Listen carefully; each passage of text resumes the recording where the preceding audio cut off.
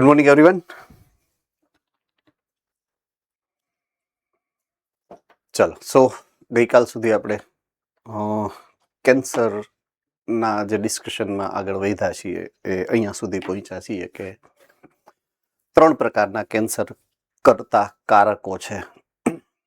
પહેલો જે પ્રકાર જેનું નામ છે ભૌતિક કારકો, જેમાં સામાન્ય રીતે આયોનિક અથવા તો બિન આયોનિક પ્રકારના વિકિરણો હોઈ શકે છે. બીજો કારકનો જે પ્રકાર આપણે જોયો એ રાસાયણિક કારકો છે. એની અંદર અલગ અલગ પ્રકારના રસાયણો હોઈ શકે છે. દાખલા તરીકે નિકોટીન છે, કેફીન છે, 2-3 મસ્ટર્ડ ગેસ જેવા ઉદાહરણો આપણે સમજ્યા. અને જૈવિક કારકોની અંદર ઓન્કોવાયરસના ઓન્કોજીન્સ એટલે કે જનીનો, બરાબર છે. તો એ આપણા શરીરના સામાન્ય કોષોના જીનોમનો જ્યારે ભાગ બની જાય ત્યારે આપણું જનીન, એ લોકોનું જનીન મીન્સ એ ઓન્કોજનીન જે છે એ ઓન્કોજનીન સક્રિય બની અને સામાન્ય કોષને કેન્સરગ્રસ્ત કોષમાં ફેરવી શકે.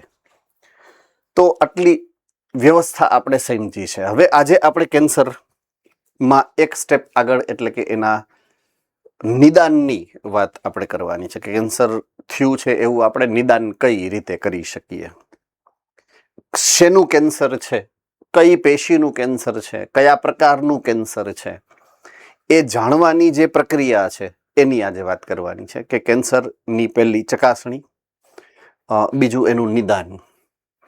ચકાસણી એટલે કેન્સર થયું છે કે નહીં એને ચકાસણી કહેવાય. બીજું નિદાન એટલે કઈ પેશીનું કેન્સર થયું છે, બરાબર છે. તો 4 અહીંયા પ્રક્રિયા તમારી સામે મૂકેલી છે, 4 પ્રકારની પ્રક્રિયાઓ. પહેલી પ્રક્રિયા જે છે એને કહેવાય બાયોપ્સી. બીજી જે પ્રક્રિયા છે એ ઇમેજિંગ પદ્ધતિ છે. ત્રીજી છે એન્ટીજન એન્ટીબોડી રિએક્શન, એન્ટીબોડીના ઉપયોગથી આપણે કરી શકીએ નિદાન. અને ચોથી મોડર્ન જે બાયોટેકનોલોજીની પ્રોસેસ છે, આણ્વીય જીવવિજ્ઞાનની ટેકનોલોજીના ઉપયોગ દ્વારા આપણે એની નિદાન કરી શકીએ છીએ. ઓર્ડર એટલે કે ક્રમ, આમ ટેકનિકલી જોવા જઈએ તો ઇમેજિંગ પદ્ધતિ પહેલા આવે, કારણ કે એ સૌથી પહેલી જરૂરિયાત છે. ઇમેજિંગ પદ્ધતિ એટલે શું? સ્કેનિંગ. એટલે તમારા શરીરને સ્કેન કરી નાખે એટલે જ્યાં ગાંઠ હોય એ તરત દેખાય આવે. એ ચકાસણીની વાત છે, બરાબર છે. પછી નક્કી કરવાનું હોય કે એ ગાંઠ કયા પ્રકારની છે, કેન્સરની ગાંઠ છે હકીકતમાં કે કેન્સર સિવાયની કોઈ ગાંઠ છે, બરાબર છે. એ ચકાસણીનો મુદ્દો આવી જાય છે. પછી કયા પ્રકારના પેશીના કોષો કેન્સરગ્રસ્ત થયા છે એ જાણવા માટે બાયોપ્સી પણ થઈ શકે, એન્ટીબોડીનો ઉપયોગ અને આણ્વિક જીવવિજ્ઞાનની ટેકનોલોજીનો ઉપયોગ થઈ શકે. તો એકચ્યુઅલ ક્રમ આ પ્રકારનો છે, પણ આપણે ટેક્સ્ટબુકમાં જે ક્રમ આપેલો છે એ પ્રમાણે જઈએ છીએ અત્યારે. તો પહેલો જે મુદ્દો છે એ બાયોપ્સીનો મુદ્દો છે. હવે બાયોપ્સી એટલે શું એ હું તમને સમજાવું કે દાખલા તરીકે કોઈ વ્યક્તિને ક્યાંક કેન્સર છે તો પહેલા તો તમે ઇમેજિંગ ટેકનોલોજીથી એટલે કે સીટી સ્કેન કે કોઈ બી બીજી સ્કેનિંગ પદ્ધતિથી ક્યાં કઈ જગ્યાએ ગાંઠ છે એ નક્કી કરવાનું હોય. મેં તમને પહેલા જ કીધું એ પ્રમાણે જે જગ્યાએ ગાંઠ થઈ છે ને એ જગ્યાએ અહીંયાથી એક પેશીનો ટુકડો કાપી લેવાનો હોય, રાઈટ. હવે જો એ પ્રવાહી પેશી હોય તો ઇન્જેક્શનથી ખેંચીને કાઢવાનો હોય, અને જો સોલિડ એટલે કે ઘન પેશી છે તો એનો ટુકડો થોડોક કાપી અને એને લેબોરેટરીની અંદર ચેક કરવા મોકલવાનો, એને બાયોપ્સી કહેવાય, બરાબર છે.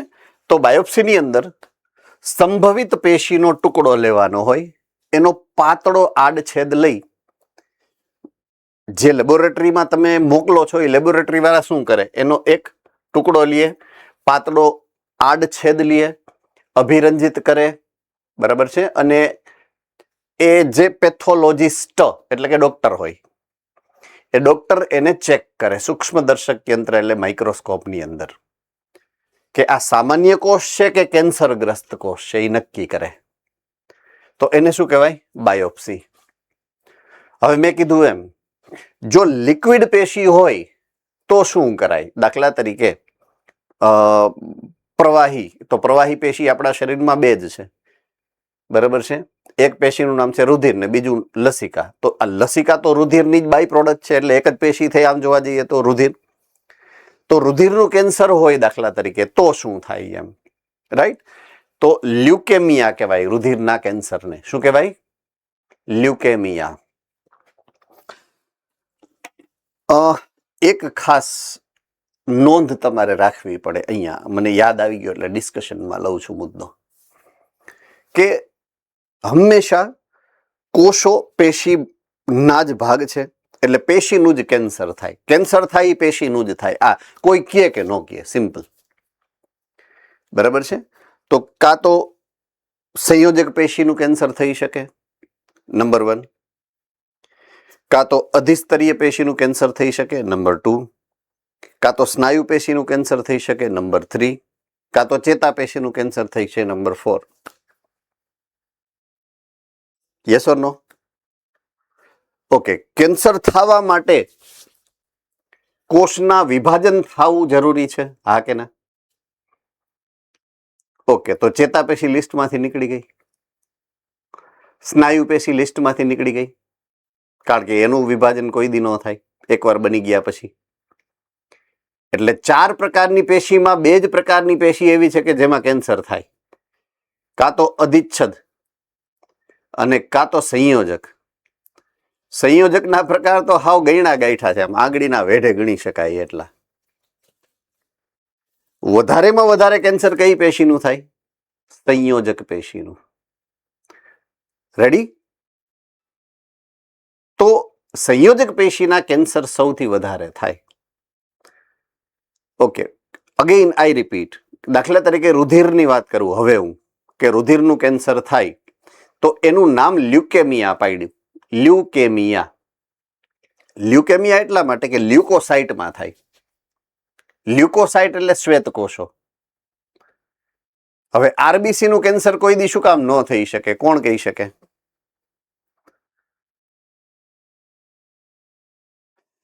આ વખતે રાજકોટ વાળાને ચાન્સ આપી પહેલા, હાલો.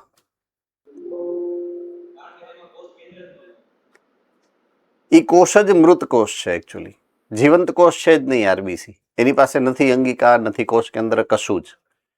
અને એ જ વસ્તુ લાગુ પડે ત્રાક કણો માટે. ત્રાક કણો પણ કોષ નથી, જીવંત કોષ નથી. એ તો વૈધું કોણ? ડબલ્યુબીસી. પૂરું થઈ ગયું. એક જ કોષ એવા છે કે જેને કોષ કેન્દ્ર છે, એ જીવંત પણ છે અને એ વિભાજન કરવાની ક્ષમતા પણ ધરાવે છે. એટલે શ્વેત કોષોનું જ કેન્સર થાય. જો રુધિરનું કોઈ એમ કહે કે રુધિરનું કેન્સર થયું એટલે સમજી જવાનું શ્વેત કોષોનું કેન્સર છે. અને શ્વેત કોષને લ્યુકોસાઇટ કહેવાય અંગ્રેજીમાં, એટલે આ કેન્સરને લ્યુકેમિયા એવું નામ આપવામાં આવે છે. ક્લિયર થઈ ગયું? તો અહીંયા જ્યારે લ્યુકેમિયા થાય ત્યારે જે બાયોપ્સી કરવામાં આવે એમાં અસ્થિ મજ્જા એનું સેમ્પલ જો આવી રહ્યું અહીંયા, આ એની આકૃતિ છે. આ અસ્થિ મજ્જા માંથી ખેંચી અને જેને કહેવાય ને કે એનું સેમ્પલ લેવામાં આવે. પેલા ડ્રીલ કરે, હોલ પાડે, કારણ કે અસ્થિ મજ્જા તો અસ્થિની વચ્ચે હોય ને પોલાણમાં, રાઈટ? અને પછી એ રીતના એનું સેમ્પલિંગ થાય. એમ તો ભગવાન કરે ને કોઈને ન થાય, પણ જો થાય ભૂલથી તો આવું કરવું પડે એમ, હે ને? ઓલરાઈટ. સો 2 પ્રકારની વાત કરી. જો સોલિડ સામાન્ય ઘન પેશીમાં છે, સઘન પેશીમાં, તો એ પેશીનો ટુકડો લઈ એનું સ્લાઇસ એટલે કે આ પાતળો છેદ લઈ અભિરંજિત કરીને માઇક્રોસ્કોપમાં નીચે જો એને ચેક કરવાનું. અને જો લ્યુકેમિયા છે તો તમારે અસ્થિ મજ્જામાંથી એનો થોડોક પેશીનો નમૂનો લઈ અને એને ચેક કરવાનું થાય. ચાલો, આમાં કોઈને કાંઈ તકલીફ, ડાઉટ? ઓલરાઈટ. સો એક સ્ટેપ આગળ વધીએ આપણે. તો પહેલું બાયોપ્સીની વાત કરી, હવે બીજી વાત કરીએ આપણે, એ છે ઇમેજિંગ પદ્ધતિ. મેં તમને પહેલા સમજાવ્યું એ પ્રમાણે કે સ્કેનિંગ કરવું એ ઇમેજિંગ પદ્ધતિ કહેવાય. સ્કેનિંગ શબ્દ આપણે બહુ સામાન્ય રીતે વાપરીએ છીએ, બરાબર છે? તો રેડિયોગ્રાફી પહેલું, રેડિયોગ્રાફી, બરાબર છે? તો પહેલો જે પ્રકાર છે એનો એટલે કે રેડિયોગ્રાફીની જ્યારે હું વાત કરું તો એ સામાન્ય રીતે એક્સ-રે નો ઉપયોગ કરે. તો એક્સ-રે નો ફોટો જે પડે છે એના દ્વારા જે ચેકઅપ થાય છે એ ક્રિયાવિધિને રેડિયોગ્રાફી કહેવાય. આટલું સમજાય? આ નામને ક્રિયાવિધિને એકબીજા સાથે યાદ રાખવાનું છે તમારે. તો પહેલી પદ્ધતિ રેડિયોગ્રાફી, જેમાં તમે એક્સ-રે દ્વારા ફોટો પાડો છો અંગનો અને ચેક કરો છો કે ગાંઠ છે કે નથી એમ. ઓકે, પોઈન્ટ નંબર 2, પ્રક્રિયા અથવા તો ક્રિયાવિધિ નંબર 2, સીટી સ્કેન. બહુ કોમન વર્ડ છે આપણા માટે, બરાબર છે. સીટી નો આખો મતલબ સમજાયો છે, તમારે ફૂલ ફોર્મ આપેલું છે, કોમ્પ્યુટેડ ટોમોગ્રાફી. બરાબર છે. શું છે નામ? Computed tomography. અગેઇન એમાં પણ એક્સ-રે નો જ ઉપયોગ થાય, પણ રેડિયોગ્રાફીમાં 2 ડાયમેન્શનલ 2D જે તમને ફોટોગ્રાફ મળે એ, જ્યારે સીટી ની અંદર તમને 3D ગ્રાફિક મળે છે.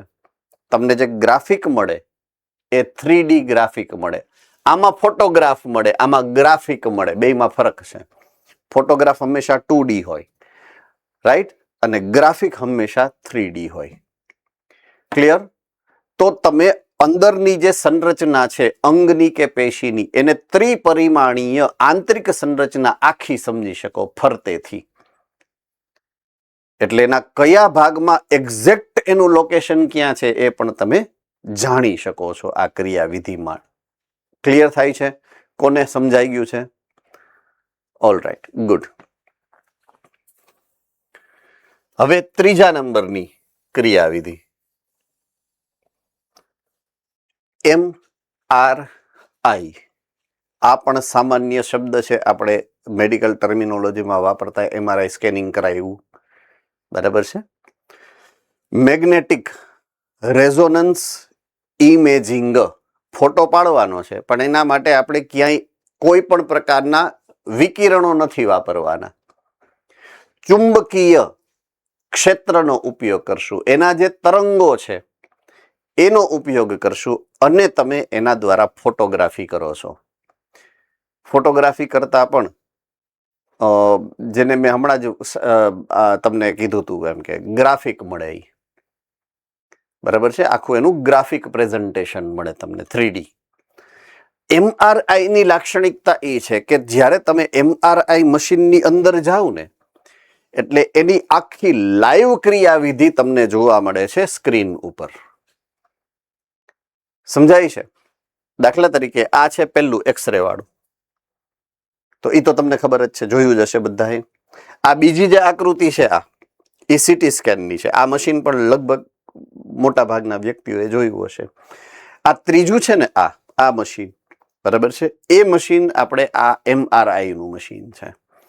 MRI ના મશીનમાં તમે લાઈવ, તમે જે તે સમયે જે જગ્યાએ જોવું હોય તમે અત્યારે જીવંત અવસ્થામાં તમે બધું જોઈ શકો કે ક્યાં શું થઈ રહ્યું છે, બરાબર છે. તો તેમાં સામાન્ય રીતે મેગ્નેટિક રેઝોનન્સ વાપરવામાં આવે. હા, કોઈને ચુંબકીય ક્ષેત્રનો ઉપયોગ નથી કરવો ઉદાહરણ તરીકે, અને વિકિરણનો ઉપયોગ કરવો છે, તો એમાં એક્સ-રે જેવા આયનિક નહીં, બિન આયનિક કિરણો વાપરી શકાય છે. એવું પણ મશીન આવે છે ઓપ્શન, બરાબર છે. તો બિન આયોનિક કિરણો અથવા તો તીવ્ર ચુંબકીય ક્ષેત્રનો ઉપયોગ કરી અને જે આખું ગ્રાફિક મેળવવામાં આવે છે એ MRI ઇમેજિંગ કહેવાય. એક ફાયદો અહીંયા એ થાય કે જીવંત પેશી એમાં થતા જે પણ ફેરફારો છે, બરાબર છે, દેહધાર્મિક પ્રકારના હોય કે રોગકારક દ્વારા થતા હોય, એટલે કે પેથોલોજીકલ હોય એટલે કે રોગકારક દ્વારા થતા, ને દેહધાર્મિક હોય એટલે તમારી સામાન્ય દેહધાર્મિક ક્રિયાવિધિ દ્વારા એનો તમે અભ્યાસ કરી શકો લાઈવ. તરત તમને ખબર પડી જાય કે ના, સામાન્ય દેહધાર્મિક ક્રિયા નથી, આમાં નક્કી કાંઈક આડાવડું છે. એટલે એ જાણવા માટે આપણે MRI પ્રકારનું સ્કેન કરીએ છીએ. તો ત્રણેય ક્રિયાવિધિની પ્રાથમિક માહિતી તમને બધાને સમજાઈ ગઈ હશે હું માનું છું. છતાં કોઈને કાંઈ ડાઉટ હોય તો અત્યારે જ પૂછી શકો છો. તમારી સામે હું આ રાખું છું. 2 મિનિટનો સમય આપું છું, એકવાર વાંચી લ્યો. બરાબર છે?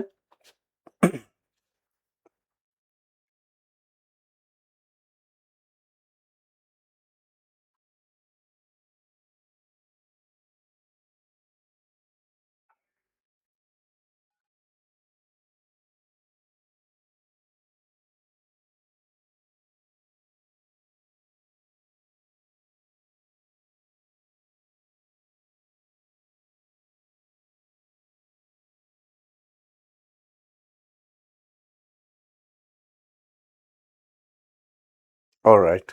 Rajkot complete, Junagadh complete, Modasa complete, Bhuj complete, ભાયલી Baroda complete, Junagadh Jamnagar complete. Right, alright. Next સરસ મજાના મુદ્દા ઉપર જઈએ તો એન્ટીબોડીના ઉપયોગ વડે ત્રીજા નંબરની જે પદ્ધતિ છે નિદાનની, એન્ટીબોડીના ઉપયોગ વડે. તો આપણે એક ક્રિયાવિધિ સમજાતા, એલાઇઝા એવું નામ આવ્યું હતું, ખબર છે? એન્ઝાઇમ લિંક્ડ ઇમ્યુનોસોર્બન્ટ એસે. એ પણ એન્ટીજન એન્ટીબોડી ક્રિયાવિધિ જ છે અને એ પણ અહીંયા કેન્સરના નિદાનમાં વાપરી શકાય છે.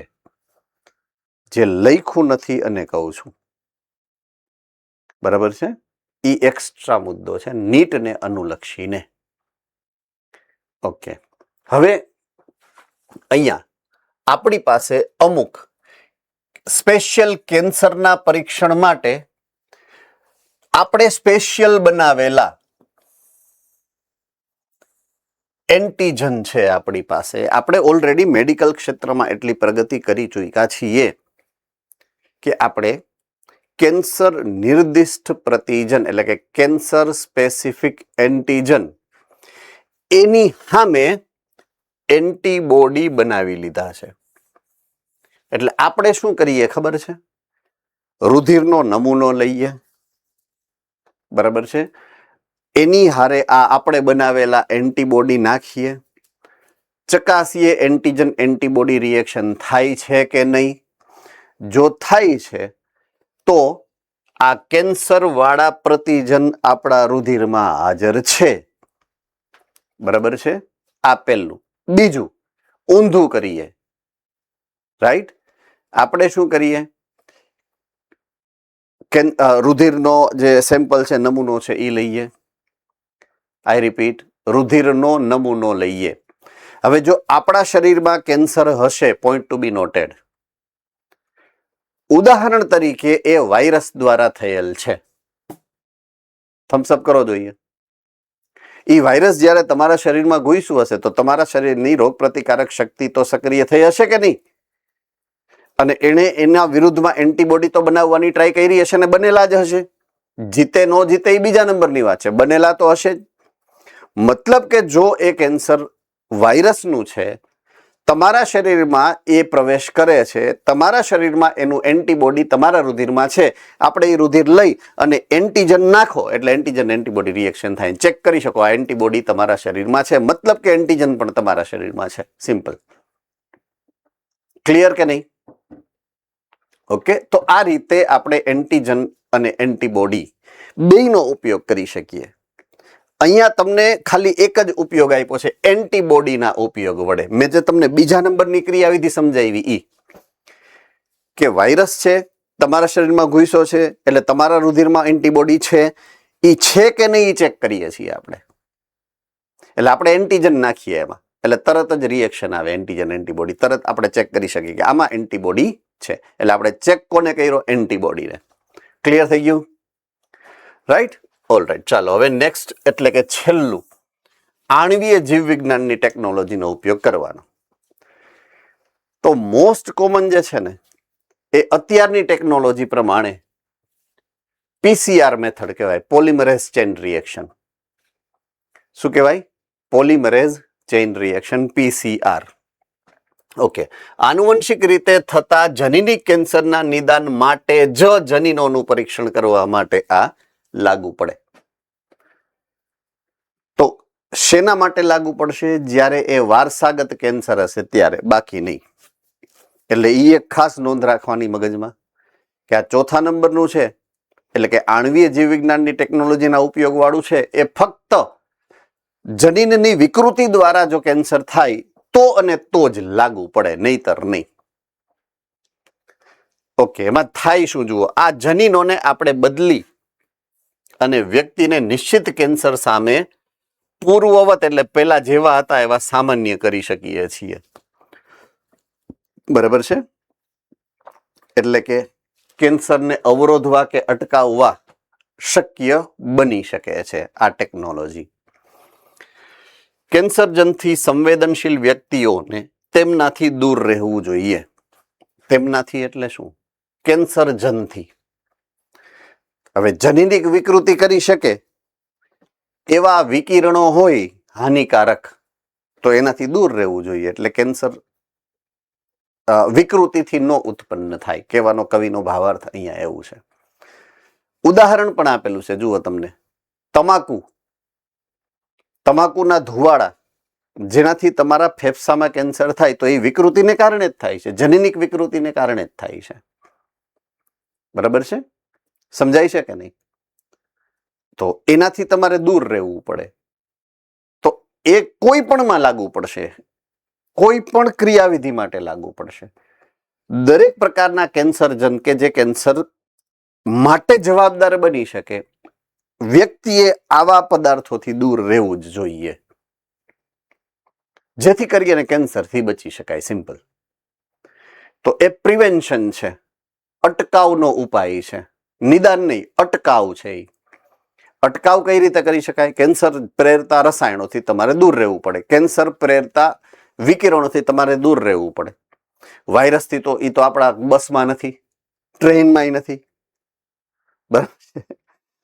બસમાં નથી, ટ્રેનમાં નથી. એટલે વાયરસથી તો તમે બચી શકો એવું તો હું કહી નથી શકતો, અનફોર્ચ્યુનેટલી. હા, વિકિરણોથી બચી શકો કદાચ, કદાચ તમે રસાયણોથી બચી શકો એમ. એટલે રસાયણનું એક ઉદાહરણ આપ્યું છે કે તમાકુના ધુમાડાથી થતા કેન્સર છે, તો એ ફૂકામ ફૂફૂ કરવા જવું જોઈએ, કહેવાનો કવિનો ભાવાર્થ અહીંયા એવો છે. ખબર જ છે કે આ ઝેર પીવા જેવું નથી, આ લગન જેવું છે, ખબર છે દુઃખી થવાનું, તોય કરે બધા અહીંયા. બરાબર? ઓકે, તો નેક્સ્ટ મુદ્દા ઉપર આવીએ આપણે, કે કઈ ડાઉટ છે બેટા કોઈને? All right.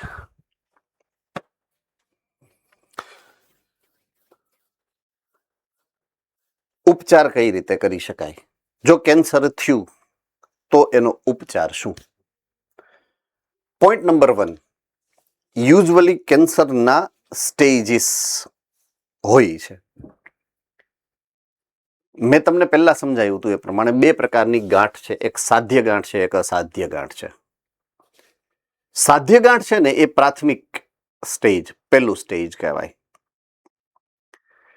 રાઈટ? અને અસાધ્ય ગાંઠ છે ને એ એડવાન્સ સ્ટેજ કહેવાય. એટલે કે બીજું, ત્રીજું, ચોથું, એ પછી એની સિચ્યુએશન ઉપર આધારિત છે. એક જ પેશી એક જ અંગમાં હોય તો સાધ્ય ગાંઠ છે. 2, 3, 4 અંગોમાં જાય એટલે એ પ્રાથમિક, દ્વિતીયક કે તૃતીયક કક્ષામાં જાય. બરાબર છે? પ્રાથમિકમાંથી દ્વિતીયક, તૃતીયક કે છેલ્લે હાવ ફેલાઈ ગયું, છેલ્લું હાવ એટલે ચતુર્થક કહેવાય. એટલે એમ કહેવાય કે હવે પૂરું થઈ ગયું, ફાઇનલ સ્ટેજ આવી ગયું એમ. ફાઇનલ સ્ટેજમાં આ એકેય કામ ન આવે. ઇવન થર્ડ સ્ટેજમાં પણ આ કામ નહીં આવે. પ્રાથમિક સ્ટેજમાં આ કામ કરશે ઓલમોસ્ટ 80% સક્સેસફુલ રેટથી.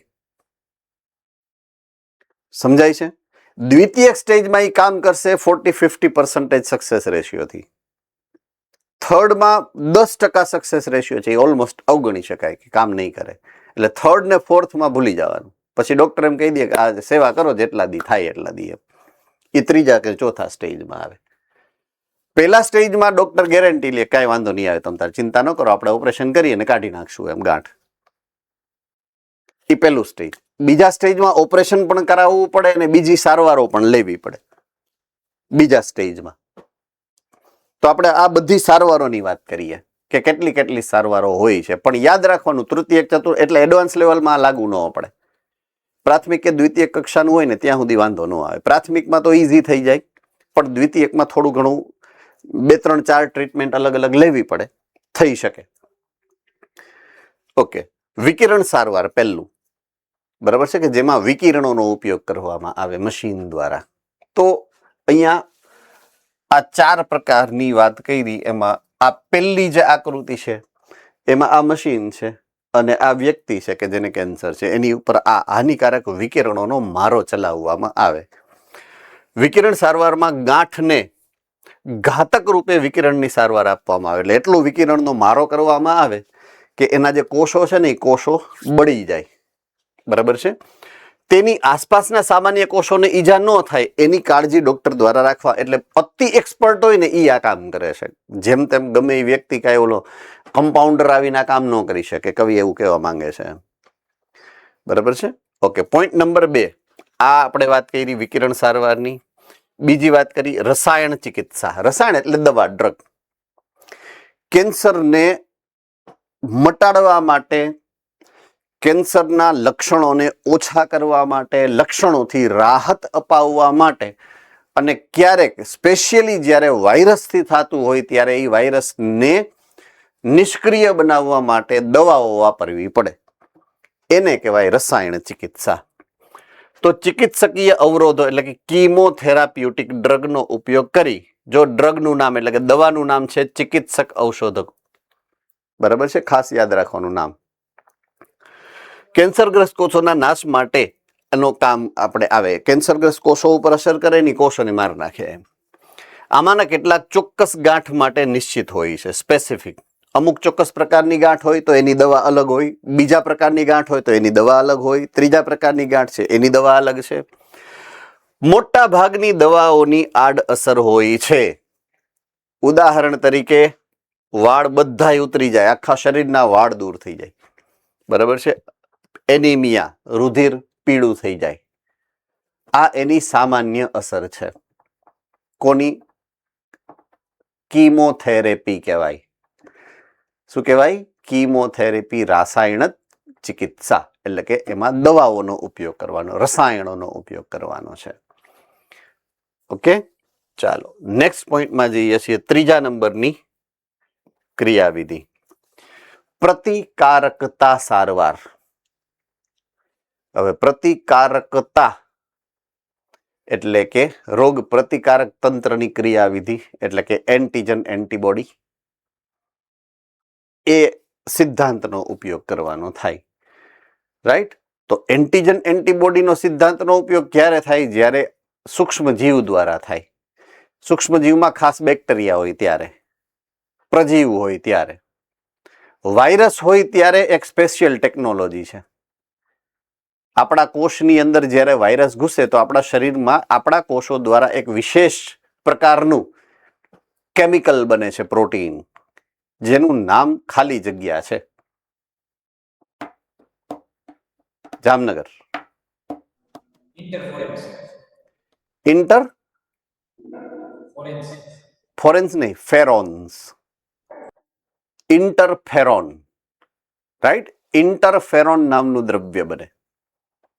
તો આ ઇન્ટરફેરોન જે છે, આ ઇન્ટરફેરોનને, કારણ કે કેન્સર તો સૂક્ષ્મજીવથી, એક જ સૂક્ષ્મજીવથી થાય વાયરસ, એટલે તમારે ઇન્ટરફેરોનનો જ્યારે ઉપયોગ કરો ત્યારે એને કહેવાય પ્રતિકારકતા સારવાર. દવા નહીં, ઇન્ટરફેરોન તમે બનાવી અને નાખો છો. તો ગાંઠના કોષોને પ્રતિકારક તંત્ર દ્વારા ઓળખી અને એના નાશથી બચી શકાય માટે દર્દીઓને જૈવિક પ્રતિચાર રૂપાંતરકો, જૈવિક પ્રતિચાર કોને કીધો? તો વાયરસથી થાય એને, બરાબર છે. તો જૈવિક પ્રતિચાર રૂપાંતરકો કહેવાતા પદાર્થો જેવા કે આલ્ફા ઇન્ટરફેરોન આપવામાં આવે છે, જેથી તેમનું પ્રતિકાર તંત્ર સક્રિય થાય અને ગાંઠનો નાશ કરવા માટે મદદરૂપ થાય. ટૂંકમાં આપણે આલ્ફા ઇન્ટરફેરોન એક નામ આપ્યું છે. એટલે ઇન્ટરફેરોનને તમે દાખલ કરો છો એ વાયરસને મારવા માટે, નિષ્ક્રિય કરવા માટે. અને 4થા નંબરનું જે છે ક્રિયાવિધિ, એ છે ઓપરેશન. ઓપરેશન, શસ્ત્રક્રિયા. જ્યાં ગાંઠ થઈ છે એ ભાગ કાપી, એ ગાંઠને કાપી પાછી હાંધી અને ઘરે બાય બાય, ટાટા, પૂરું. એને કહેવાય શસ્ત્રક્રિયા સારવાર, રાઈટ.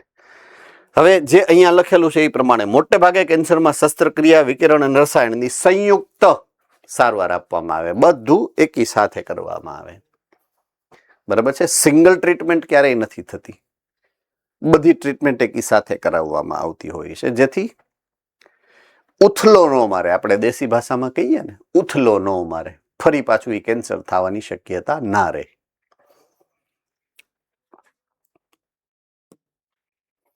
ચાલો તો અહીંયા મુદ્દાને પૂરો કરીએ.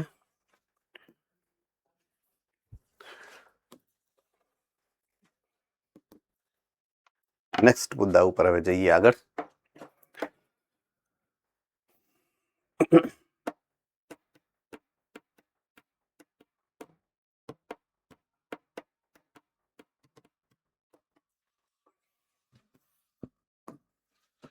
કોઈને કઈ ડાઉટ હોય તો પૂછી શકો છો.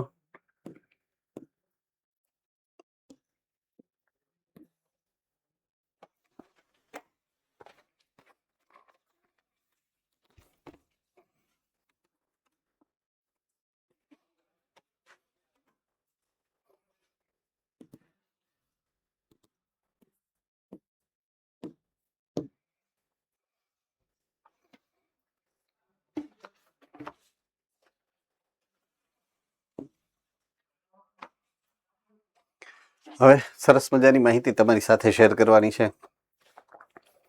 જે ડ્રગ્સ, આલ્કોહોલ, રાઈટ, નશાકારક પદાર્થો અને આલ્કોહોલ શબ્દ પાછળ સરસ સાંભળો છે, લખ્યો છે, જે યાદ રાખવાનો છે. દુરુપયોગ, શું કામ ને કેમ કરવો એના માટે નથી આ માહિતી, કેમ ન કરવો એના માટેની છે. સમજાય છે ને? એટલે અહીંયા કવિ ઉપયોગ કરવા માટે શીખડાવતા નથી, ઉપયોગ ન કરવા માટે માહિતી આપે છે. ઊંધો અર્થ ન લેવો કે અમને તો ભણાયું છે ભાઈ, ડ્રગ કેમ ઉપયોગ કરવો, આલ્કોહોલનો ઉપયોગ કેમ થાય એમ. એટલે આ માહિતી તમને બચાવની છે, હલવાવાની નથી એમ. એટલે એ ઉદ્દેશ્ય રાખી અને ભણવું આ હે ને. ઓલરાઈટ, તો નશાકારક પદાર્થો અથવા તો કેફી પદાર્થોની જ્યારે વાત કરીએ, શબ્દ સામાન્ય છે અને આપણે બધી ખબર લગભગ પડે છે, એટલે બહુ જાજી ડીપમાં ચર્ચા કરવાનો કોઈ અર્થ નથી. પણ આ પદાર્થોને જનરલી 3 કેટેગરીમાં વિભાજિત કરવામાં આવે છે. ખાસ ડ્રગ્સની વાત કરો, કેફી પદાર્થો ડ્રગ્સ હોય ત્યારે ડ્રગ્સની આ 3 શ્રેણી છે. આપણે એક પછી એક પહેલા ડ્રગ્સની વાત કરશું, પછી આલ્કોહોલની વાત કરશું, પછી ધૂમ્રપાન એટલે કે ઓલા તમાકુની વાત કરશું, ત્રણેયની વાત કરશું આપણે. તો પહેલા ડ્રગ્સની વાત કરીએ, એટલે કે કેફી પદાર્થો, નશાકારક પદાર્થોની વાત કરીએ. 3 કેટેગરી મુખ્ય છે. એક કેટેગરીનું નામ છે અફીણ, નામ તો સુના હોગા. બીજાનું નામ છે ચરસ અને ત્રીજાનું નામ છે કોકેઇન. આ 3 સમૂહ છે, નશાકારક પદાર્થોના 3 સમૂહ છે. હવે એક પછી એક આ 3 સમૂહની વાર્તા સમજીએ. પહેલી કેટેગરી ડ્રગની છે, એનું નામ છે અફીણ. ગુજરાતીમાં કહેવાય, અંગ્રેજીમાં ઓપિયોઇડ કહેવાય. ઓપિયોઇડ ડ્રગ્સ. બરાબર છે. તો હવે આ ડ્રગ્સની ઇફેક્ટ શું એની વાત કરી છે, રાઈટ. તો એ ડ્રગ આમ જોવા જઈએ તો આ એક કોઈ સામાન્ય કોષના કોષરસ પટલની વાત છે. આ કોષરસ પટલ છે. એ કોષરસ પટલ શેનું છે જુઓ, ઉપર લખેલું છે 2 અંગોનું. એ 2 અંગોના કોષોનું, એક ચેતાતંત્ર એટલે કે ખાસ મધ્યસ્થ ચેતાતંત્ર, અને બીજું જઠરાંતરીય માર્ગ. એ 2 પ્રકારના અંગોના કોષો ઉપર વિશિષ્ટ સંવેદનાગ્રાહી આવેલા હોય, રિસેપ્ટર અંગ્રેજીમાં, રિસેપ્ટર આવેલા હોય છે. ક્યાં જોઈ રહ્યા? આ રિસેપ્ટર છે, આ પણ રિસેપ્ટર છે. પણ આ 2 ની અંદર આ સ્પેશિયલ આવેલા હોય. ઓપિયોઇડ રિસેપ્ટર, સ્પેશિયલ રિસેપ્ટર આવેલા હોય. બરાબર છે. આઈડિયા અહીંયા લખેલું છે ઓપિયોઇડ રિસેપ્ટર. આટલું સમજાય? એ રિસેપ્ટર સાથે આ ઓપિયોઇડ દવા જે છે ને એ જોડાઈ જાય. જેમ કેલ્શિયમ પંપ હોય તો કેલ્શિયમ જોડાઈ શકે, સોડિયમ પંપ હોય તો સોડિયમ જોડાઈ શકે. આવી ગયું ને યાદ ચેપ્ટર નંબર 18? એમ આ ઓપિયોઇડનું રિસેપ્ટર આની પાસે છે, એટલે ઓપિયોઇડ રિસેપ્ટર સાથે જોડાઈ જાય. ઓપિયોઇડ તો બે ઉપર અસર કરી શકે. આ મધ્યસ્થ ચેતાતંત્ર ઉપર અસર કરી શકે અને જઠરાંતર માર્ગ ઉપર અસર કરશે. એની ઉપર જ અસર શું કામ કરે ભાઈ? કારણ કે એના રિસેપ્ટર એની પાસે છે. બાકીના અંગોના બાકીની પેશી પાસે એના રિસેપ્ટર નથી, એટલે આ બે સાથે જોડાણ કરે. આટલું સમજાણું કે નહીં? રાઈટ. ઉદાહરણો આપ્યા છે અફીણ પ્રકારના જે ડ્રગ્સ છે એના. એકનું નામ છે મોર્ફિન, બરફી નથી, મોર્ફિન. બીજાનું નામ છે હેરોઇન, હિરોઈન નથી. અને ત્રીજાનું નામ છે બ્રાઉન શુગર. આ નામ છે ડ્રગના. આ સમૂહનું નામ છે. અફીણ છે ને એ સમૂહનું નામ છે. એના આ 3 ઉદાહરણો છે જે ડ્રગના નામ છે: મોર્ફિન, હેરોઇન અને બ્રાઉન શુગર. યસ, જામનગર વાળા ભાઈ, હુકમ માલિક. હા હા, હમણાં આવશે. એક સ્ટેપ આગળ તો વધવા દે મારો લાલા, હે ને? ઓકે, આ છે મોર્ફિન, આ છે હેરોઇન, આ છે બ્રાઉન શુગર. ઓલરાઈટ. મોર્ફિન સૌથી પહેલું તો આ વનસ્પતિ અને આ એના ડોડા કહેવાય. ડોડા. આ કઈ વનસ્પતિ છે ખબર છે? ખસખસની. લાડવો હોય, લાડવો, ચૂરમાન લાડવા ઉપર ખસખસના દાણા નો નાખીએ, આ ઈ વનસ્પતિ છે. આ સુકાઈ જાય ને, આ ડોડવા સુકાઈ જાય પછી તમે આમ ખોલો ને એટલે એમાંથી ખસખસના દાણા નીકળે. સમજાઈ ગયું? હવે ઈ હજી પાયકા નથી, હુકાણા નથી, પેલા લીલા હોય ત્યારે આ એની ઉપર ચીરો પાડી દીધો હોય, આમ ચીરો પાડી દે અને એમાંથી જે ક્ષીર નીકળે ને, ક્ષીર એટલે દૂધ જેવું ઘાટું પ્રવાહી, આવી રહ્યું જો આ નીકળે છે. દેખાણું?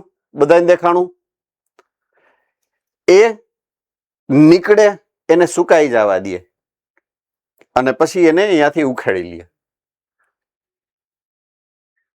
ઈ ઓલું એમાંથી બને ડ્રગ. સમજાણું કે નહીં? તો મોર્ફિન એ ખસખસ વનસ્પતિના ક્ષીર એટલે કે દુગ્ધમાંથી બનાવવામાં આવે. અસર કેવી છે જુઓ એની. આ એક અને આ બીજું. દર્દનાશક આ મુખ્ય છે અસર, જેના માટે આનું સંશોધન થયું છે. ઈ કોઈ વસ્તુનું સંશોધન થાય ને, દાખલા તરીકે બોમ્બ આપણે બનાવ્યો હતો, તો એ બોમ્બ બનાવવા પાછળની સ્ટોરી શું છે? કે આપણે પહાડો હતા એને આમ ખોદી ખોદી અને આમ રસ્તા બનાવતા હતા, તો એમાં બહુ ટાઈમ લાગતો, એટલે એને તોડવા માટે આપણે બોમ્બનું સંશોધન કર્યું છે. અને અત્યારે ઉપયોગ ક્યાં કરીએ છીએ એ તો તમે સમજો છો, હે ને? તો એ જ પ્રમાણે આ અફીણ આપણા વડવાઓ દ્વારા એનો જે ઉપયોગ કરવામાં આવતો હતો એ આના માટે કરવામાં આવતો હતો કે દર્દનાશક તરીકે વપરાતું. પણ એની અસર આ છે, જો આ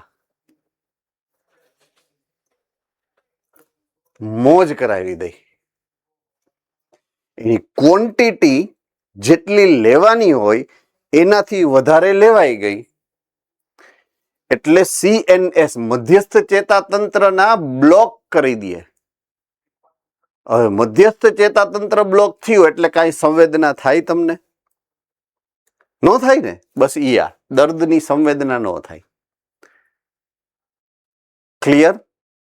પહેલાના જમાનામાં રાજા મહારાજાઓ જ્યારે યુદ્ધ કરવા જતા, ઈ પહેલા અફીણ લઈને જાતા, એટલે સામેવાળાની તલવાર લાગી જાય ને તો એને ખબર ન પડે, એટલે યુદ્ધ કરી શકતા. પછી બાપુને ફાવી ગયું અફીણ, સમજાય છે કે નહીં? એટલે બાપુને અફીણ ફાવી ગયું એટલે બાપુના રાજપાટ વયા ગયા અફીણમાં. ઈ આ અફીણ ઈ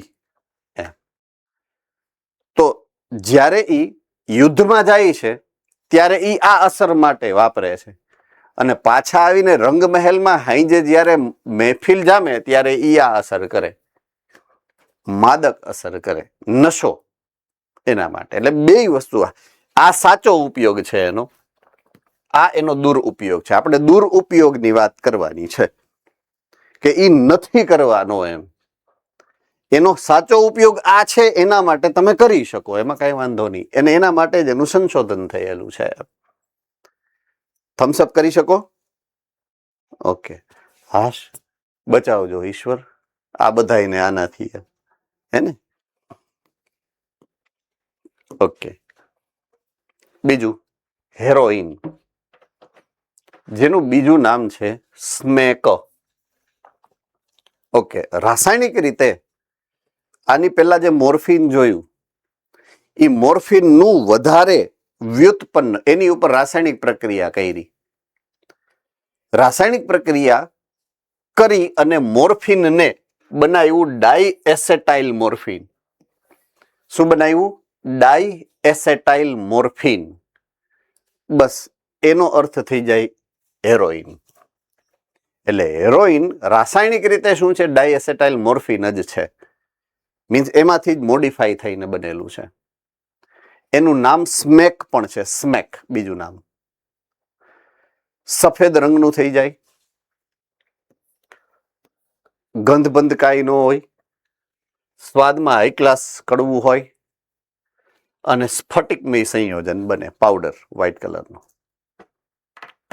આ રહ્યો જો અહીંયા લખેલું છે. હવે તમે જોયું હશે આને મૂવીઝની અંદર, હે ને? જો આ ભાઈ આ જે ધંધો કરે છે એવું ઘણી બધી મૂવીઝમાં તમને દેખાડ્યું હશે. આમ લીટી કરીને પછી આમ નાકથી આમ અંદર લીએ, એવું તમને ક્યાંક ક્યાંક અમુક મૂવીઝ, અમુક એડમાં કે એવું કંઈક ક્યાંક ને ક્યાંક જોયું હશે એમ, રાઈટ? મોર્ફિનના એસિટાઇલેશન, ડાઇએસેટાઇલ છે એટલે એસિટાઇલેશનની પ્રક્રિયા થાય, કેમિકલ રિએક્શન, અને મેળવવામાં આવે હેરોઈન. સામાન્ય રીતે નાક દ્વારા, બે તમને કીધું, સ્નોર્ટિંગ કહેવાય, નાક દ્વારા, અથવા બીજું પાણીમાં નાખી ઇન્જેક્શન બનાવી અને ઇન્જેક્શન દ્વારા પણ લેવામાં આવે. આ ઇન્જેક્શન છે, બરાબર? હેરોઈન નો કામ શું છે? જુઓ, ડિપ્રેસન્ટ છે. તણાવ, આપણે ડિપ્રેશનમાં આવી ગયા હોય અને નાખી લીધું હોય થોડુંક, એટલે તણાવ દૂર થઈ જાય, બરાબર છે? શરીરના કાર્યને એ ધીમા પાડી દે, મંદ કરી, સુસ્ત થઈ જાય શરીર, એને આરામથી આમ બેસવાનું મન થાય, બેસી જ જાય, આપણે કઈ કરી ન હોય. ટૂંકમાં શરીરની ક્રિયાઓને ધીમી પાડી દે, એટલે તમે હુઈ જાઓ, ટૂંકમાં એકદમ આરામ અવસ્થામાં આવી જાઓ. તમારી ક્રિયા મંદ પડી જાય એટલે વિચારની ક્રિયા મંદ પડી જાય ને, વિચારની ક્રિયા મંદ પડી જાય એટલે ગમે એવું ડિપ્રેશન એ વહી જાય ને. એટલે એનું કામ આ છે, ડિપ્રેસન્ટ છે, તણાવ નાશક તરીકે, બરાબર છે? એટલે જે બહુ ડિપ્રેશનમાં રહેતા હોય ને એને હેરોઈન દવા આપવામાં આવે ડોક્ટર દ્વારા. સમજાય છે? એટલે આનો અર્થ આ છે, આનું સંશોધન આના માટે થયું છે. પણ હવે આપણે ઉપયોગ કરવા માંડીએ જેમ ફાવે એમ, હાવ કારણ વગરનો, કે ઘરે બાપાએ બેગ ઠોકી હોય અને આપણે ક્લબમાં જઈને પાવડર નાખીએ આમ, એ નથી કરવાનું. ટૂંકમાં એના માટે નથી યાદ રાખે, દુરુપયોગ નથી કરવાનો. એ ડોક્ટરને ખબર પડે તમારે લેવું કે નહીં, અને લેવું તો કઈ રીતે લેવું એમ, હે ને?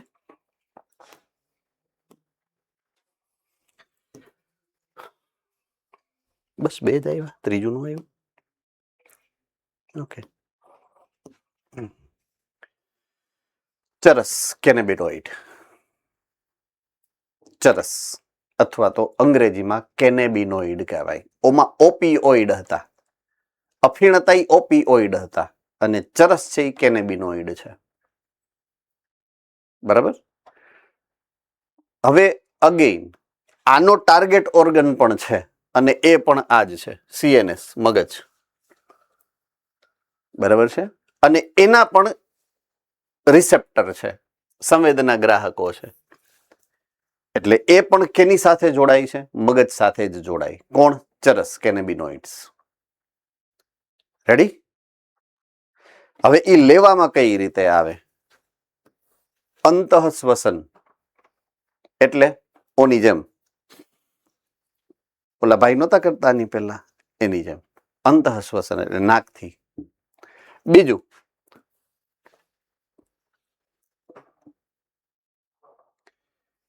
કેમાં આવ્યું હતું હમણાં જ? ઓલું ધુરંધર 2 માં નહોતું આવ્યું? ઓલા ભાઈ ગયા હતા આમ ચાખતો આમ, અહીં કે બરાબર છે, ઈયા અંતઃમુખ ગ્રહણ, હે ને?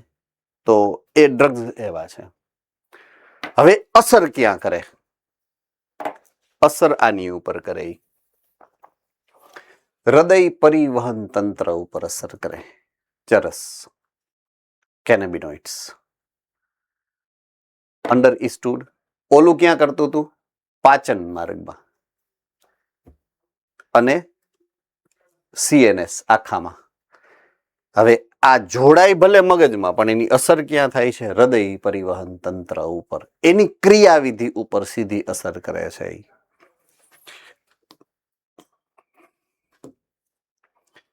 તો આ ચરસના પ્રકારોની વાત કરીએ. બરાબર છે.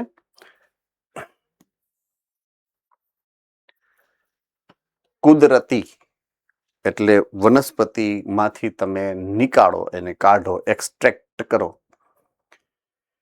તો સૌથી પહેલું આ છે ભાંગ. इसको तो आप सब पहचानते हो. जय जय शिव शंकर, कांटा लगे ना कंकर, प्याला तेरे नाम का जो पिया ना वो ये भांग. શિવરાત્રી ઉપર જે આપણે જનરલી પીતા હોઈએ. ભાંગની જે વનસ્પતિ છે એનું નામ છે આ કેનાબિસ સટાઇવા. બરાબર છે. તો એના ફૂલ પુષ્પ વિન્યાસ, આખો પુષ્પ વિન્યાસ ટોચ ઉપરથી આમ કાપી, એને વાટી અને એનો જે રસ નીકળે ઈ આ ભાંગ. ક્લિયર થયું? બરાબર છે. તો યુઝવલી એના ટોચના પુષ્પમાંથી, એના પર્ણમાંથી અને ત્રીજું એના રેઝિનમાંથી, રેઝિન એટલે એના અંદરથી જે રસ નીકળે, વનસ્પતિના પ્રકાંડમાંથી જે રસ નીકળે એને રેઝિન કહેવાય, રાળ.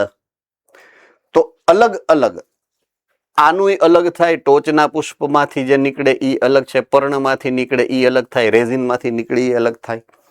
ભાંગ ક્યાંથી નીકળે? આખા પુષ્પ વિન્યાસને તમે વાટીને રસ કાઢી નાખો, ઈ ભાંગ. ઈ ઉપરાંત ટોચના પુષ્પમાંથી અલગ રસાયણ નીકળે, એને અલગ પ્રકારનું, પર્ણ અને રેઝિનમાંથી નીકળે ઈ અલગ છે.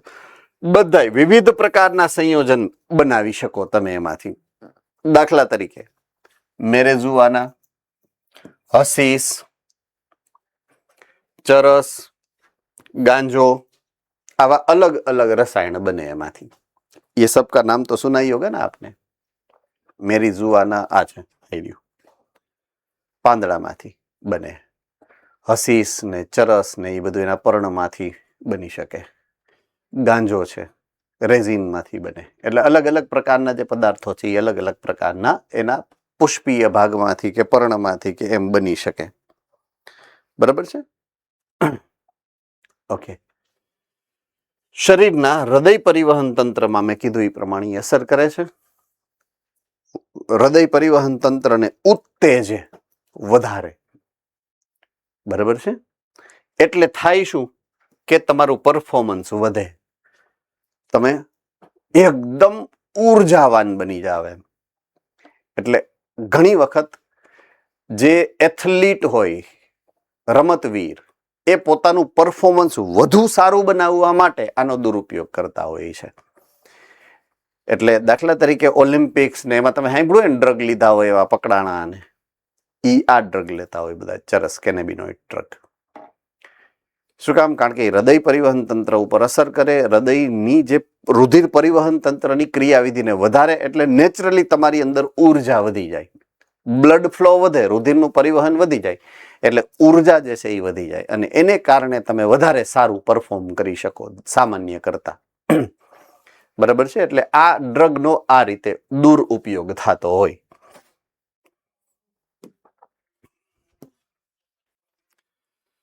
કોકેઇન કેટેગરી સમૂહ નંબર 3. કોકેઇન નામ શેના ઉપરથી આવ્યું?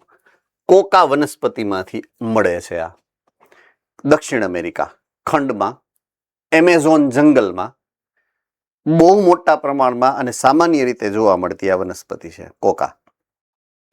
તો ઇરિથ્રોઝાઇલમ કોકા આખું નામ છે. કોકા એની જાતિનું નામ છે, ઇરિથ્રોઝાઇલમ એની પ્રજાતિનું નામ છે, ઇરિથ્રોઝાઇલમ કોકા એનું વૈજ્ઞાનિક નામ છે. દક્ષિણ અમેરિકાની એમેઝોનના જંગલની વનસ્પતિ છે અને એના એબ્સ્ટ્રેક્ટ એનું જે કસ કાઢી અને જે રસાયણ નીકળવામાં આવે છે એમાંથી આ કોકેઇન બને છે. રાઈટ. હવે એ કામ ક્યાં કરે છે જુઓ આની ઉપર. ચેતાપ્રેષક દ્રવ્ય ખાસ કરીને ડોપામાઇન, નામ તો શું ના હોગા, એની ઉપર અસર કરે, એના વહનમાં ખલેલ પહોંચાડે. હવે એના વહનમાં ખલેલ પહોંચાડે ચેતાપ્રેષક દ્રવ્યમાં, રાઈટ, તો ચેતાના સંવેદનાનું વહન નહીં થાય, અટકી જાય. એટલે સંવેદનાનું જે વહન થવું જોઈએ એ ન થાય. સિમ્પલ. આવી એની અસર છે. પણ એ અસર કરે છે ક્યાં? તો કે ચેતાપ્રેષક દ્રવ્ય એનું જે વહન થવું જોઈએ, પુટિકા બને એની, પુટિકા બહાર નીકળે ને એસેટાઇલ કોલાઇન વાળી વાત તો સમજી હતી ને તમે. એસેટાઇલ કોલાઇનની જગ્યાએ હું ડોપામાઇન, ડોપામાઇન ને હેપી હોર્મોન કહેવાય જો કદાચ ખબર હોય તો. Dopamine is known as happy hormone. બરાબર છે. એટલે એ ડોપામાઇન ચેતાપ્રેષક દ્રવ્યનું જે વહન છે એને અટકાવી દે અને સંવેદનાઓ જે છે એ ન થાય. હવે એ લેતા સામાન્ય રીતે કઈ રીતે હોય? નાસિકા, નાકથી સ્નોર્ટિંગ દ્વારા. ઓકે. કરે છે શું? મધ્યસ્થ ચેતાતંત્ર માટે એ ઉત્તેજક છે. ઉત્સાહ, ડોપામાઇન તો મેં કીધું એમ ઉત્સાહવર્ધક છે, હેપી હોર્મોન છે. એટલે બેફામ મોજમાં આવી જાવ, ઉત્સાહની અનુભૂતિ કરાવશે. એ ઉર્જામાં વધારો કરે અને જ્યારે એની અસર ચરમસીમાએ પહોંચે ત્યારે તમારું મગજ જે છે એ અલગ જ દુનિયામાં પહોંચી જાય. જે તમે ભૂલથી વિચાર કર્યો હોય ક્યારેક કે ભાઈ આ હા હું દુનિયાનો રાજા હોઉં તો હું આમ કરી નાખું, અથવા તો મારે તો મહારાણા પ્રતાપ જેવું થવું છે, એની તલવારને મારે પકડવી છે, એવી બધી વાતો કરવા માંડે. ટૂંકમાં ક્યાં વહી જાય ખબર ન પડે. પછી તો કદાચ ડોનાલ્ડ ટ્રમ્પ હોય ને એના પાસે પગ દબાવડાવી લે એકવાર એ વ્યક્તિ. સમજાય છે ને? એટલે ભ્રામક દુનિયામાં વયો જાય, ભ્રામકતા પ્રેરે. તો આવી ભ્રામકતા પ્રેરક વનસ્પતિઓ માત્ર આ કોકા જ નથી, એરિથ્રોઝાઇલમ કોકા. બીજી વનસ્પતિ પણ આપી છે એટ્રોપા બેલેડોના, એના દ્વારા પણ થાય. અને ત્રીજું ધતુરો. આ ત્રણેય પ્રકારની વનસ્પતિ એવી છે કે જે આ અલગ અલગ પ્રકારના એવા રસાયણ ઉત્પન્ન કરે કે જે ભ્રામકતા ફેલાવે. હેલ્યુસિનોજેનિક ઇફેક્ટ કહેવાય એને, હેલ્યુસિનોજેનિક ઇફેક્ટ, ભ્રામકતા. ચાલો આટલું ખબર પડી ગઈ. પહેલો દવાનો જે સમૂહ હતો એ શેનો હતો? દર્દનાશક. કેવો હતો? દર્દનાશક. બીજો સમૂહ જોયો એ શેનો હતો? હૃદય પરિવહન તંત્ર ને ઉત્તેજતો હતો. રાઈટ. ઉત્સાહવર્ધક બીજો હતો એ. અને ત્રીજો હતો ને એ ભ્રામકતા ફેલાવે. ભ્રામકતા, હેલ્યુસિનોજેનિક છે. આ ત્રણ સમૂહના આપણે અલગ અલગ ડ્રગની કેટેગરીને સમજ્યા આજે અત્યારે. ઓકે. હવે અન્ય ઔષધો પણ, બીજા અન્ય પ્રકારના ડ્રગ પણ છે, ઓલા ત્રણ કેટેગરી સિવાયના પણ છે. માત્ર એ 3 કેટેગરી જ છે એવું નથી, અન્ય પ્રકારની કેટેગરીના ડ્રગ પણ છે. કયા કયા છે એના અમુક ઉદાહરણો અહીંયા આપ્યા છે. એકનું નામ છે બાર્બિચ્યુરેટ, બીજાનું નામ છે એમ્ફિટેમાઇન્સ, ત્રીજાનું નામ છે બેન્ઝો ડાઈ એપોઝાઇન. બરાબર છે. આ 3 જે છે ને એ ડિપ્રેસન્ટ છે અથવા તો અનિદ્રા, ઇન્સોમનિયા. જેને ઊંઘ ન આવતી હોય, તમે સાંભળ્યું છે ઊંઘ ન આવતી હોય પછી ઊંઘની ગોળી લેવી પડે, યા. બરાબર છે. તો આ દવાઓ એવી છે કે જે હતાશા અને અનિદ્રા ના અગેન્સ્ટમાં ડોક્ટર લખી આપે, પણ લોકો એનો ડ્રગ્સ તરીકે ઉપયોગ કરે છે. બરાબર છે. તો મગજની બીમારી આ બેય છે, એક હતાશા, બીજી અનિદ્રા. એના અગેન્સ્ટમાં સાયકોલોજિસ્ટ, જે ડોક્ટર હોય ને સાયકોલોજિસ્ટ, એ એનો ઉપયોગ કરતા હોય, જેથી દર્દી સામાન્ય જે હતાશ થઈ ગયો હોય એની નોર્મલ સ્ટેટમાં આવી, જેને ઊંઘ ન આવતી હોય ઊંઘ આવી જાય અને શાંતિથી સૂઈ શકે એમ. શારીરિક, દેહધાર્મિક, માનસિક કાર્યોમાં ગરબડ કે વિક્ષેપ સર્જાય ત્યારે જ કહી શકાય કે નશાકારક દવા દુરુપયોગ કરવામાં આવેલો હોય. બરાબર છે. સામાન્ય ક્રિયાવિધિ, દાખલા તરીકે કોઈ એક દર્દી એવો છે કે જેને મગજની બીમારી છે, ઉદાહરણ તરીકે સમજાવું તમને, કે એ સૂઈ નથી શકતો, હુવા જાય એટલે વિચાર જ આવી જાય, વિચાર આવવા માંડે એટલે હારા વિચાર ન આવે, એવા ખરાબ વિચાર આવે ને કે હતાશ થઈ જાય ને એમ થાય કે મારે આવતીકાલે આત્મહત્યા કરી લેવી એમ, ઉદાહરણ તરીકે. તો એક મગજની એક બીમારી છે, એને થઈ ગઈ છે એમ. આપણે એને ડોક્ટર પાસે લઈ જાય એટલે ડોક્ટર એને સમજે, પહેલા ડિટેલમાં એનું કાઉન્સેલિંગ થાય. એ કાઉન્સેલિંગ દરમિયાન ડોક્ટરની પાસે તો રેડીમેડ સવાલોનો સેટ હોય, સવાલ પૂછે જવાબ લખે, સવાલ પૂછે જવાબ, એટલે એનું લેવલ ખબર પડી જાય કે આને આ ડિપ્રેશન કેટલા લેવલનું છે. એ લેવલને આધારે એ દવાનો ડોઝ નક્કી કરે. એ દવાનો ડોઝ જે એને આપવામાં આવે એટલે એ એના દર્દીના પ્રિસ્ક્રિપ્શન પ્રમાણે, એની જરૂરિયાત પ્રમાણે, એના જે દેહધાર્મિક સ્થિતિ છે એના પ્રમાણે જ હોય. તો એ જે હતાશા કે એ જે અનિદ્રા છે એના માટે જરૂરી ડ્રગ જરૂરી માત્રામાં જ આપવામાં આવે. પણ જો વધારે તમે લેશો તો એ શારીરિક રીતે, દેહધાર્મિક રીતે કે માનસિક કાર્યોમાં ગડબડ કે વિક્ષેપ બનાવે. વિક્ષેપ થાય એટલે શું થાય? ઓલું હિલ્યુસિજેનિક, યાદ આવ્યું? બસ એવી અસર કરે. સામાન્ય રીતે હોવું જોઈએ દર્દનાશક, હતાશાનાશક, અનિદ્રાનાશક, પણ બની જાય આખું અલગ જ.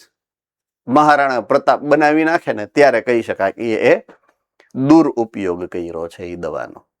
બરાબર છે. ઉપયોગ અને દુરુપયોગ વચ્ચેનો ભેદ અહીંયા લખ્યો છે. એટલે નશાકારક પદાર્થોનો દુરુપયોગ થયો છે એવું તમે ક્યારે કહી શકો? વૈજ્ઞાનિક રીતે, ટેકનિકલ રીતે, મેડિકલ ટર્મિનોલોજી પ્રમાણે. તો જ્યારે શારીરિક, દેહધાર્મિક અને માનસિક કાર્યમાં ગડબડ કરે, વિક્ષેપ કરે, ત્યારે એનો દુરુપયોગ થયો છે એવું તમે કહી શકો છો.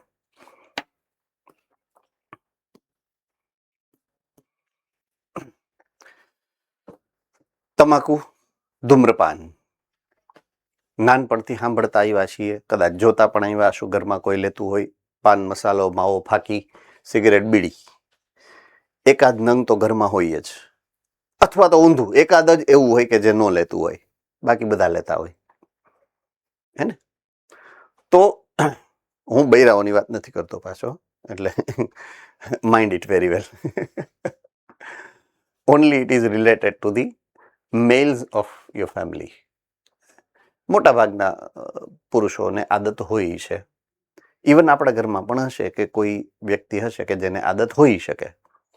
તો તમાકુનો ઉપયોગ મનુષ્ય લગભગ 400 વર્ષોથી કરતો આવ્યો છે.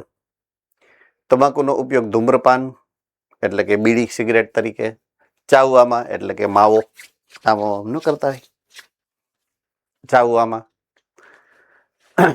અને ત્રીજું ડોહ્યું જેનું નાકમાં કરતી હોય, છીકણી, બજર, બજર કોણે કોણે સાંભળ્યું છે નામ? આ બજર કે છીકણી?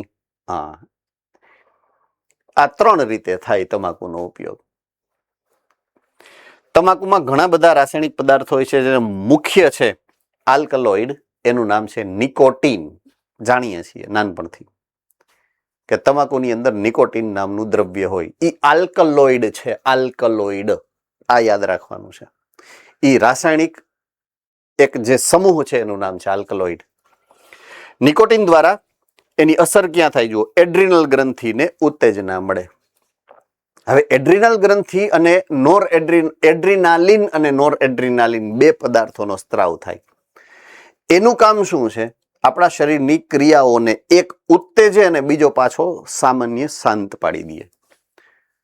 તો દાખલા તરીકે જે લોકો સતત કોન્સન્ટ્રેશન વાળું કામ કરતા હોય, દાખલા તરીકે સુરતમાં હીરા ઘસે છે તો એને એકદમ શાંતિથી કેરફુલી કામ કરવું પડતું હોય. બીજું મજૂરી કામ કરે છે કે જેમાં આળસ ન ચાલે, કારણ કે ટોપલો હોય આખો ઈંટનો ભરેલો, માથે આમ ટોપલું ચડાવીને જાતો હોય તો આળસ થાય તો એ પડી જાય. એટલે જે મજૂર વર્ગ હોય ને, ખાસ યાદ રાખો, મજૂર વર્ગ હોય ને એને સતત જાગતું અને સક્રિય રહેવું પડે. એટલે તમાકુ એને મદદ કરે છે હકીકતમાં. ડ્રાઇવિંગ કરતા હોય, દાખલા તરીકે ડ્રાઈવર હોય તો એને આંખ ખુલ્લી રાખવી પડે, સક્રિય રહેવું પડે, ઊંઘી જાય ન ચાલે. એટલે સતત એને માવો ચોડતો રહેવો પડે. એ કરે હું? એડ્રિનાલિન ગ્રંથિને ઉત્તેજે, એડ્રિનાલિન રિલીઝ કરાવે અને તમારા શરીરને એ પ્રફુલ્લિત રાખે, ટૂંકમાં સક્રિય રાખે. તો એડ્રિનલ ગ્રંથિને ઉત્તેજી એડ્રિનાલિન નોરેડ્રિનાલિન રુધિર પ્રવાહમાં મુક્ત કરે, રુધિરનું દબાણ હૃદયના ધબકારા બંનેમાં વધારો કરે, સક્રિય થઈ જાય, આમ ફ્રેશનેસ લાગે એમ એને કારણે.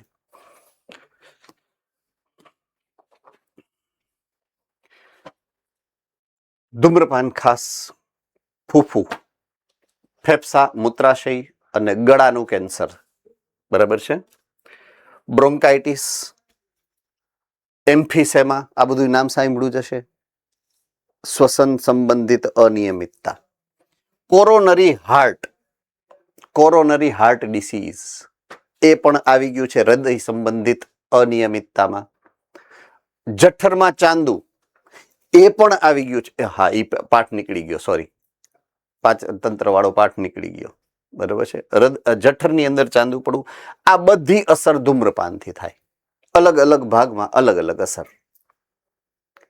ઓકે, હવે જો ધૂમ્રપાનની બદલે તમે તમાકુ ચાવો છો, માવો, મસાલો, પાન, એમાં મુખ ગુહાનું કેન્સર થાય, બરાબર છે. ધૂમ્રપાન રુધિરમાં કાર્બન મોનોક્સાઇડનું પ્રમાણ વધારી દે. અપૂર્ણ દહન થાય ને ત્યારે કાર્બન મોનોક્સાઇડ, જેને કારણે ઓક્સિજનની સાંદ્રતા ઘટે. Carbon dioxide, carbon monoxide. તો જ્યારે 2 ઓપ્શન આવે ને ત્યારે હિમોગ્લોબિન કાર્બન મોનોક્સાઇડને પહેલા પસંદ કરે ડાયોક્સાઇડ કરતા. એટલે કોમ્પિટિશન થાય ઓક્સિજનની અને કાર્બન મોનોક્સાઇડની. એટલે કાર્બન મોનોક્સાઇડ ઝડપથી એની હારે જોડાઈ જાય. O2 ની બદલે CO જોડાય. જે જગ્યાએ ઓક્સિજન જોડાવાનું છે એની જગ્યાએ કાર્બન મોનોક્સાઇડ જોડાય. એટલે રુધિરની અંદર ઓક્સિજનના વહનની ક્ષમતા ઘટી જાય. એટલે શરીરમાં ઓક્સિજનની ઉણપ થાય. અને જ્યારે એ કાર્બન મોનોક્સાઇડ જોડાય ને તો ઝડપથી છૂટો ન પડે, પાછો વળગાડ જેવું થઈ જાય. હવે સમજાણું?